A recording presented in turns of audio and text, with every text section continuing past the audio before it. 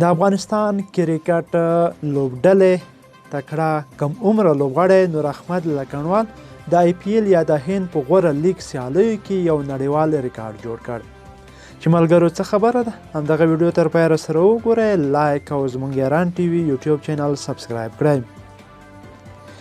د هند تجارتي لیګ یا آی پی ایل بولای دا ځلې د ډسمبر په 19مه نیټه د هند په کلکتا کې ترسره کیږي، چې دا ځلې په دغه بولای کې افغان توپ اچوونکی نور احمد لکنوال هم وړاندې کیږي، چې د هغه 14 کاله عمر دی او د آی پی ایل بولای کې به تر ټولو کم عمره لوبغاړی وي. نور احمد لکنوال چې د افغانستان د خوست ولایت اوسیدونکی دی، هغه 14 کاله او 344 ورځې عمر لري او د هند تجارتي لیګ کې تر ټولو کم عمره لوبغاړی دی چې برخه یې جوړیږي. نوموړی چاینامین توپ اچوونکی دی او د افغانستان 19 کلنو کم عمره لوبډلې برخه ده. هغه د 19 کلنو کم عمره ځوانانو په اسیایي جام کې یو تر ټولو غوره توپ اچوونکی و چې 8 لوبغاړي یې سوځولي وو. ویل کېږي نور احمد لکنوال د افغانستان پخواني لوبډل مشر او غوروي کمیټې غړي رئیس احمد پیدا کړی و. هغه رسنیو ته ویلي چې نوموړی په لومړي ځل د 19 کلنو کم عمره ځوانانو په ترور کې ولید.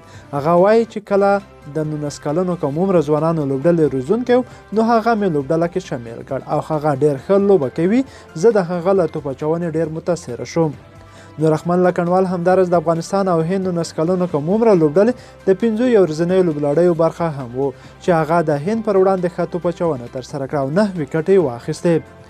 آی پی ایل چې تل د نویو استعدادونو په لټه کې وي، د نور احمد لکنوال استعداد هم کتلی او ډېر احتمال شته چې هغه د ځل د هند تجارتي لیګ په بولای کې واخیستل شي. په دغه سیالیو کې رشید خان، مجیب الرحمن او محمد نبی له مخکې څخه لوبیږي او دغه لوبغاړو ته ډېر شهرت هم ورکړی دی. همداراز دا ځل یو شمېر نور افغان لوبغاړي هم په دغه بولای کې شامل دي.